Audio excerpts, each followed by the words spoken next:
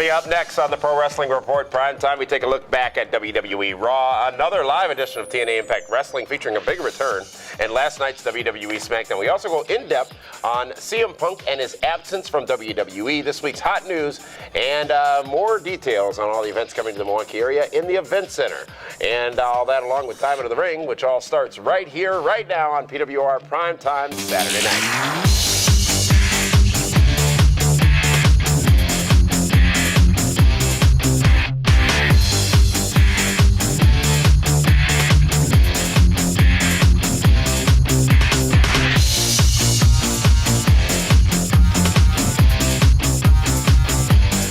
Welcome, ladies and gentlemen, to the Pro Wrestling Report, Primetime Saturday night. Damian Nelson sitting here alongside David Octavius and Tiberius, the alleged back here, one-time knockout, draft-losing Hall of Famer hero. And David, how are you here on Mother's Day weekend? You know, I am doing absolutely tremendous. How are you celebrating? Cal going to get you some gifts or whatnot?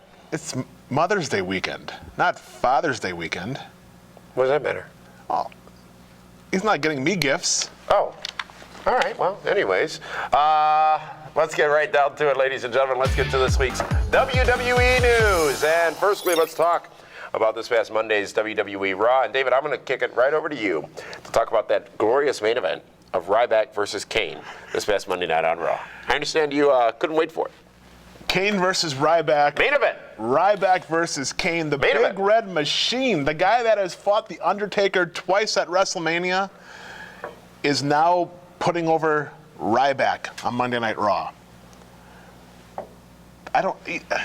Leading into Extreme Rules, it makes sense if it's the week before Extreme Rules and let them have a fight and beat each other up. I don't understand the purpose of that match. I wasn't a big fan of it. I'll be honest, I didn't watch it until the next day because I knew it was just going to be a mess, and that's kind of what it was. Well, I think the end of the matchup was the reason for the matchup, John Cena getting involved, of course, and we know that those two are having a matchup at Extreme Rules. Which is a week from tomorrow. Mm-hmm. And has there been enough buildup? Has there been enough buzz? Do you really want to watch that match right now? Do you really It's a last man standing match. Question. It's a last man standing match, right. Which makes no Ryback sense. rules.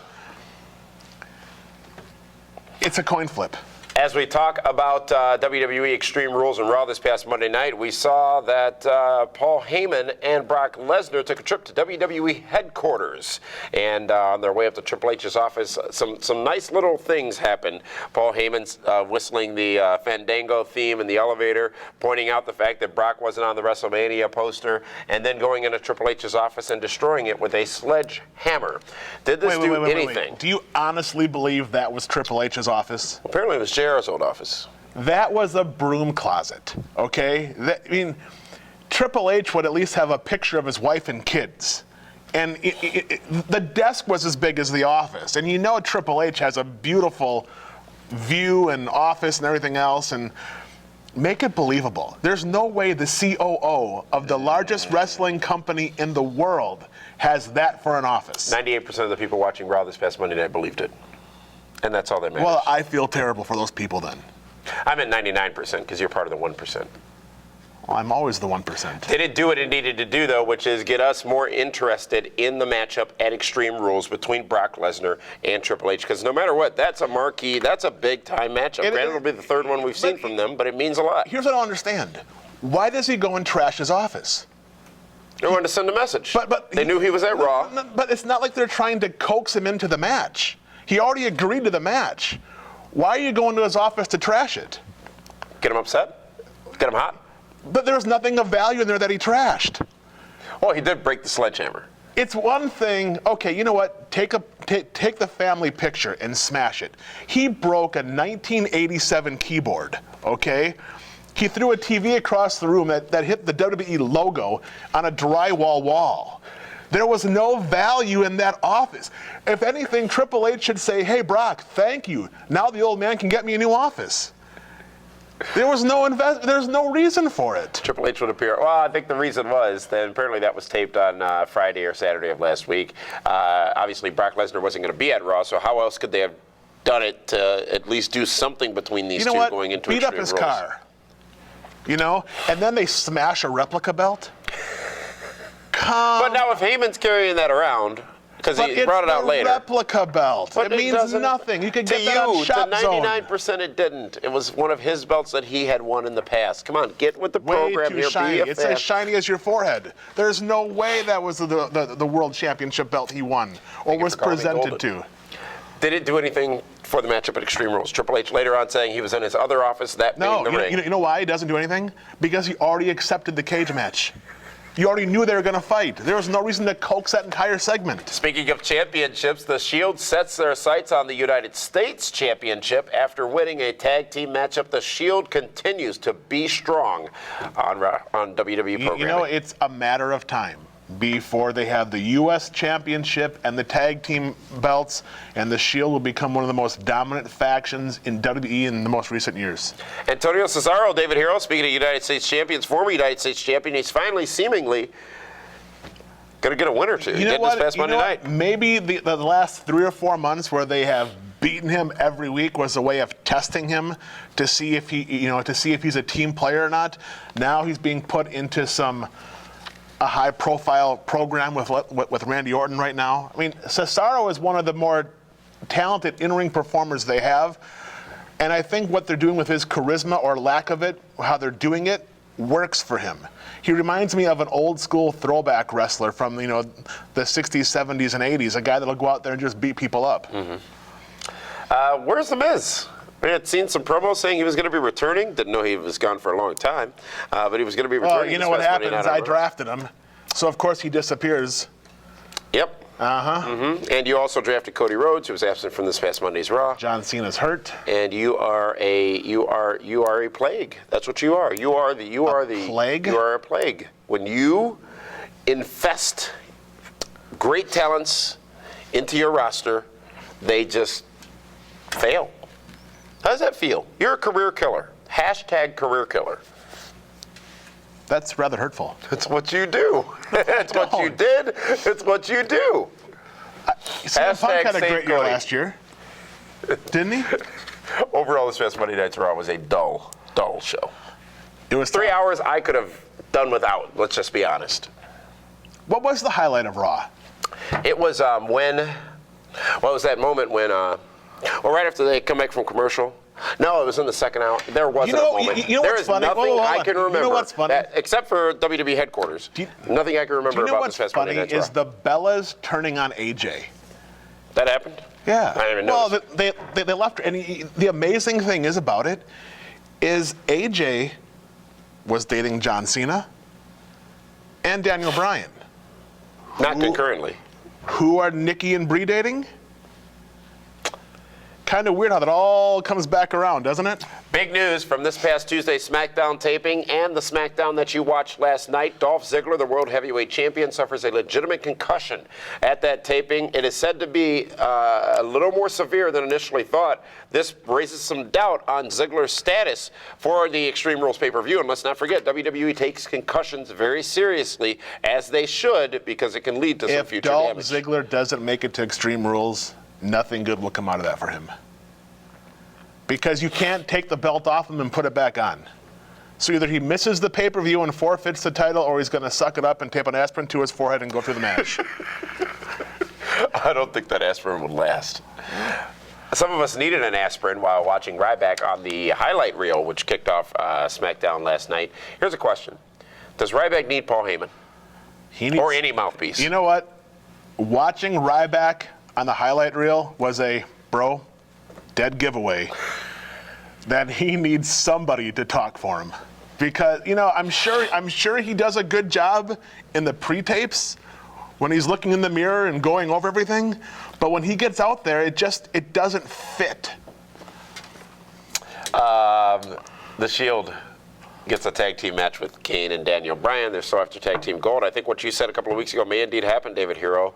They could be walking around with 3 championship belts. You're right, once every quarter. I'll give you that one for quarter 2. Every 4 weeks, absolutely, I'm right. But, let them be, like I'm saying, you know what? They're investing in them. They're beating people up. Let them have some gold and go forward. Great matchup on main event this past Wednesday, by the way, between Antonio Cesaro and Randy Orton, as you talked about a little bit earlier on. But that concludes, ladies and gentlemen, this week's WWE Report. There's a lot more, though, still to come here on Primetime, including Thursday's live TNA Impact Wrestling, where we saw a big star return. We go in-depth on WWE without CM Punk. And we bring you all the news you need and hot news and look at the week ahead in pro wrestling and the Wrestling Outlook. But first, we have this week's Event Center when we come back right here on My 24 Milwaukee. Welcome back to PWR Primetime. I'm Linda Kay with the Event Center, brought to you by Gruber Law Offices. One call, that's all. You just got done watching it right here on My 24 Milwaukee, and now you can see it live and in person. Ring of Honor Wrestling returns to Milwaukee's Turner Hall on Friday, July 12th for live action. Get details and tickets now at rohwrestling.com.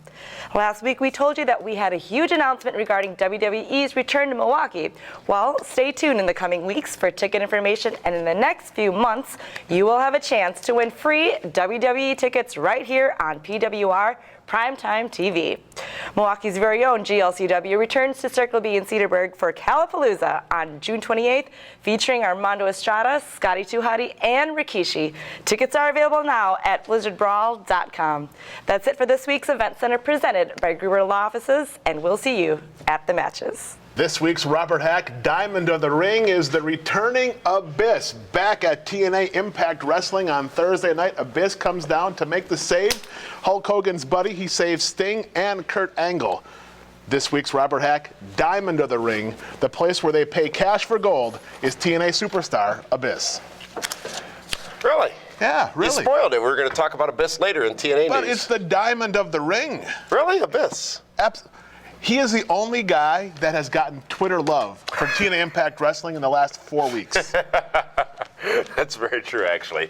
Well, thank you, Linda. Thank you, David. Let's go to this week's in-depth segment, though, ladies and gentlemen. And CM Punk is without a doubt one of the biggest stars in World Wrestling Entertainment. A few weeks back, we saw Punk make an abrupt departure from WWE on Monday Night Raw, and he's not been seen or even spoken of since on WWE programming. Reports are abound that Punk suffered a knee injury at WrestleMania and will be taking some time off to heal that injury. Some reports even say that we may not see Punk until late summer, perhaps around SummerSlam. If you look at the top of the card on WWE, the list is very limited. You've got Ryback, Randy Orton, Sheamus, Chris Jericho, and The Shield as really your only full-time headliners, remaining along with the ever-present John Cena. It seems very doubtful that WWE can maintain momentum with just that short list. This poses an interesting problem for WWE. What to do with or without Punk? They have to continue to build new stars that we can care about. You can't say they're not trying. They've been using some of their NXT standouts at some live events, and they've done a tremendous job in building up the Shield. But who else can they present as a quote-unquote top star in WWE to close that gap? Well, I think they've been trying with Mark Henry to re-elevate him. I mean, the way he beat down Sheamus. You know, that's what he does. What, beats down Sheamus? Well, yeah. I mean, that was a brutal belt whooping he gave him, wasn't it? Now it's a strap match, Extreme Rules. Did you see how awkward that was when he took the guy's belt off, though, at ringside? What do you mean, David? How was it awkward? It was bad TV. You have Mark Henry kneeling down in front of a guy, whipping his belt off. That's not PG. Mark Henry is a great example. How about Dolph Ziggler, World Heavyweight Champion? We talked about him earlier. But he's not elevated. He's still upper mid-card, more mid-card now than upper. Listen, CM Punk is missed. And it's a double-edged sword, because do you want to do little vignettes of CM Punk sitting at his house, watching TV, going to the Cubs games, going to Wizard World conventions or whatnot? Or do you just wait to bring him back and fearing that he's going to get such a babyface reaction as a heel that now what do you do with him? How about Damian Sandow?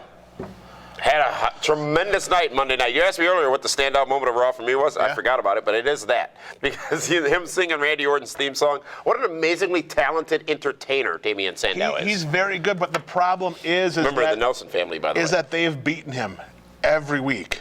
Does it matter? Of course. Santino Marella never wins a match. But fans still love him. But he's a babyface, and the fans love him. When you beat a heel every single week, look what happened to Cody Rhodes and Ted DiBiase.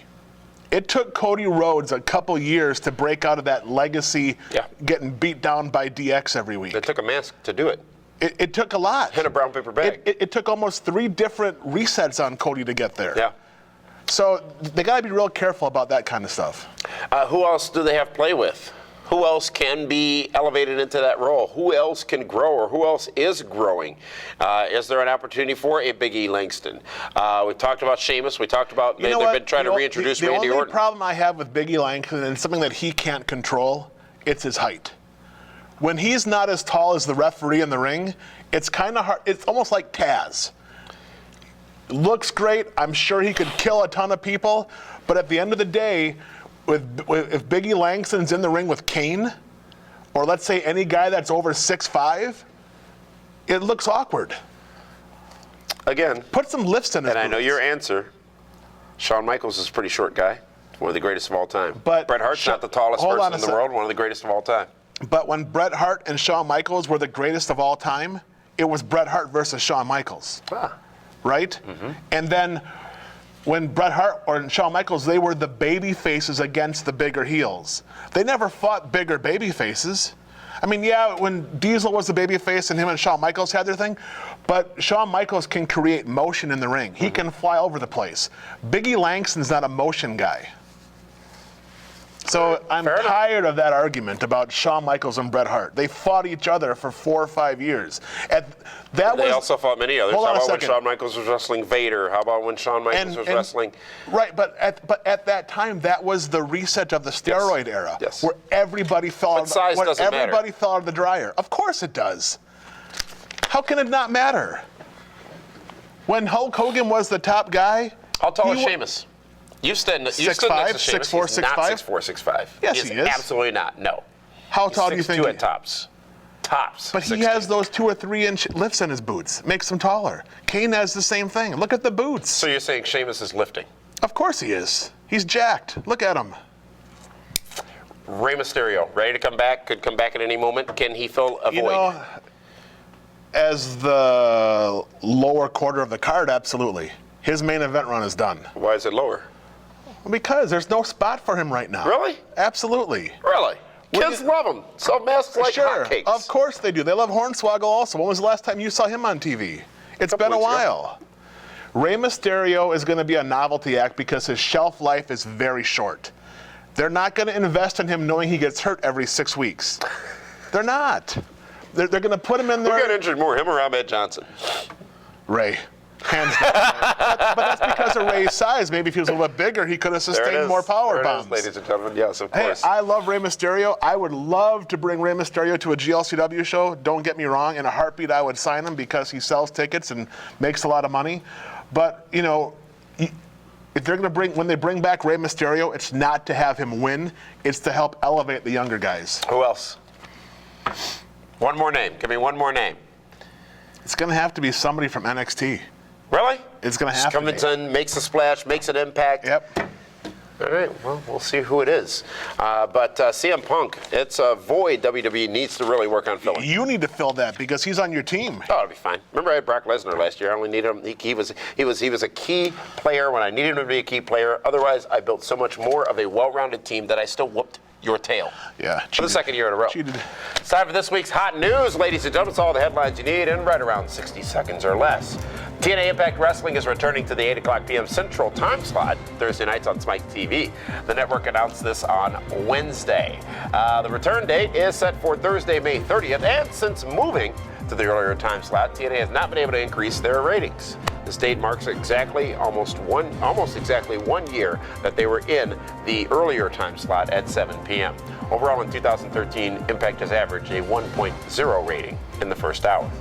Variety.com is reporting that Google-owned YouTube had hoped to sign on WWE for its pay channel initiative as an anchor tenant, but according to sources, WWE has opted to stick with ad-supported properties instead. The WWE YouTube channel has served 528 million views to date and now has nearly 1.5 million subscribers who don't pay anything but receive alerts about new content. There's some news coming out as well that TNA Impact Wrestling may be interested in that option. DeadlineHollywood.com reported this week that former WWE Senior Vice President of Creative and Development, Eric Pankowski, has been hired by CBS TV Distribution to develop new original syndicated programming and oversee the syndicated distributor's current series. Pankowski took over the WWE Creative Direction in October of 2012. However, he only lasted in that position until March of this year. It's said that Pankowski never was fully able to adapt to the WWE world. And finally, in TV ratings news, WWE's Raw this past Monday night sank to a 2.9 rating. It was the lowest rating of the year. If you look at the ratings over the last 3 weeks, Raw has scored a 3.14, 3.07, and a 2.90 rating. And this is the first time in 2013 they've dipped below 4 million viewers, and it also was not the #1 show on cable Monday night.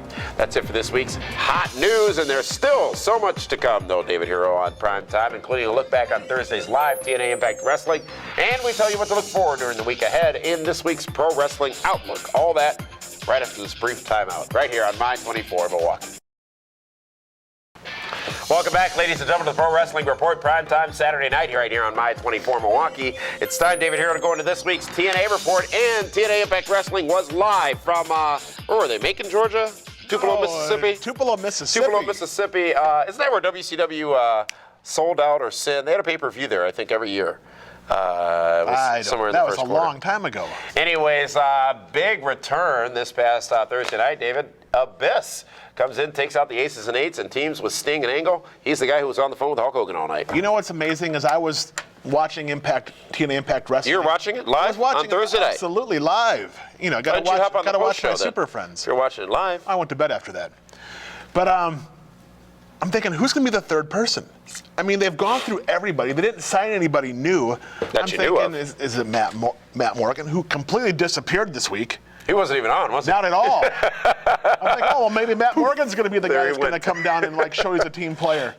So when I heard the music, I'm like, well, this sounds familiar. I mean, we haven't seen Abyss really in the ring in about a year. I mean, he's been on and off, but you know I think since Bound for Glory last year. I think Abyss is needed right now in TNA Impact Wrestling. He's a great character. He is a monster heel. They got a little wacky with him towards the end of his run. Joe Parks was a great time off, I guess, from Abyss, and now Abyss Parks back. is a great Clark Kent to Abyss's Superman. Wouldn't you agree? I would agree. And you know, and they need him because they need that bigger baby face, that monster that can now go toe to toe with Aces and Eights. Yeah. Who they can beat up and get sympathy for. It's almost like a jacked up Mankind coming to save TNA right now. We'll see what Abyss can deliver. Some dissension in the Aces and Eights groups, David Hero. Guess why? You picked him in the draft. D'Lo seems to be out. He either quit Poor D'Lo. or was kicked out, but one thing's for sure, he caused Magnus to get a win over Doc. You know, and Magnus is one of their young up-and-coming stars right now in TNA Impact Wrestling. As he should be. And unfortunately, well, you know, it's funny that he cost D'Lo his spot, isn't it? Magnus, of all people. Interesting. But poor D'Lo. I mean, the guy's... You think he's seen Iron Man 3, Magnus? Oh, there's no question. I know I did. I didn't like it. No? No, not a good movie. Well, we're talking about Impact Wrestling. There was a bridge there. You're the one who opened the Iron gates. Man was last week. Remember when you broke my glasses? I got them super glued and fixed right now. But poor D'Lo. I mean, he's finally getting a good run, and now he's going to be the patsy for Aces and Eights. You got to wonder how that's going to play out for him. Is he going to disappear, go back behind the scenes, or whatnot? But you think there's other guys on that group that they could have kicked out instead of D'Lo? Well, let's be real here. D'Lo, great talent, great wrestler, can still perform in the ring, but is it something that the fans are wanting to see? You know what I was thinking? What they dropped the ball by bringing in D'Lo when they didn't acknowledge what he does. What he's does or what he's done. Yeah. Because back in the Attitude Era, he was the IC champ, he was the European champ, he was hardcore. He had a great run. He was the chest protector champ. He was a great in-ring talent, and by not acknowledging that, the newer fans don't know who D'Lo Brown is. Not at all. Gail Kim takes out Tara. It looks like Tara's going to be taking that time off that she talked about a couple of weeks back. Gail Kim showing a ruthless aggression that we haven't seen recently from her last Thursday. Gail Kim is hands down the best knockout in TNA Impact Wrestling. The best? Better than Velvet Holler? Absolutely. Everything Gail Kim does, it looks like she's killing somebody. You know, it's snug, it looks good, great in-ring performer, great look, she can talk. Surprised that she took out Tara. Number one contenders for the tag team championships were to be determined this past tag team championship match. What's to be determined this past Thursday night on Impact. However, that match ended in a no contest. James Storm was the referee, Bad Influence, and the team of Rude and Aries. Lots of shenanigans, David That's Hero. a great tag team match. Yeah. Those four guys can go, match. and I wish that all that nonsense wouldn't have happened. Just let those four guys go out there and perform. Yeah. Well, what'd you think of Impact Wrestling overall? I Live. thought it was better than Monday Night Raw. Wow. You know what? You're damn right. It absolutely was. Will anyone remember that you said that when you began to bury TNA again? I won't bury TNA. I thought you were anti-TNA. I'm anti-everything. Let's go to the wrestling forecast for the week of May 11, 2013. This time we're going to take a look at what to expect, or at least what we're looking for from WWE and TNA in the upcoming week. And let's start with WWE, David Hero. They got to sell Extreme Rules. They've got to give me a reason to buy this pay-per-view. Triple H and Brock Lesnar ain't enough yet. Ryback, Cena. I don't care. Shield, whoever. Let's see what happens with that. No, you know what? Henry? The Ryback Shield match is going to be interesting. Or Ryback Cena match will be interesting. It's a last man stand. There's a lot of dynamics. Let's not forget Cena's injured.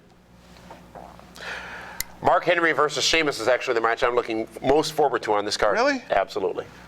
You know, I was wondering about that because Sheamus was getting the best of Mark Henry the last few weeks with the bro kick. Yeah. I'm like, wow, Mark Henry is just not getting his heat back. Oh, he got it back Monday night. Did Sheamus have a black eye Monday night? Did you No, notice it was that? a yellow eye. He can't bruise. But he did bruise. Kind of. It was yellowish. What will Ziggler's concussion do to the matchup at Extreme Rules? How are they going to clean that up or fix that this week He's on gonna Raw get a or clean bill of SmackDown? health. We'll find out. He'll be fine. And over on TNA, David Hero, we've got to continue to see what the road is to Slammiversary, and if Sting continues to be the primary person going up against Bully Ray in that matchup at Slammiversary. We've seen the poster now. Those two are on it. Abyss is Who would back. have thought in 2013 Sting versus Bully Ray Bubba in a Ray in singles that case. match would headline a pay-per-view? Would headline one of 4 major pay-per-views from that company. Amazing. Anything And can damn it, happen. Sting, I'm begging you, pal. I'm pleading with you. I'll take off the T-shirt. I'm sorry. David, do you let people wrestle for you in T-shirts in GLCW? One guy, Matt Longtime. That's it. He has to wear a T-shirt. Your champion, would he wrestle in T-shirt? Of course not. That's this week's Wrestling Outlook, ladies and gentlemen. Be sure to tune in to this show next Saturday night right here on My 24 Milwaukee as well. Happy Mother's Day to all of you, especially my mother. And my mom. Well, are you selfish? I'm saying it. I said especially Our my mother. moms. You can Happy say especially Mother's your Day. mother. Yes. Happy Mother's Day to all mothers out there. And for that one, ladies and gentlemen, this is Damian Nelson saying thank you so much for tuning in. I'll see you next week.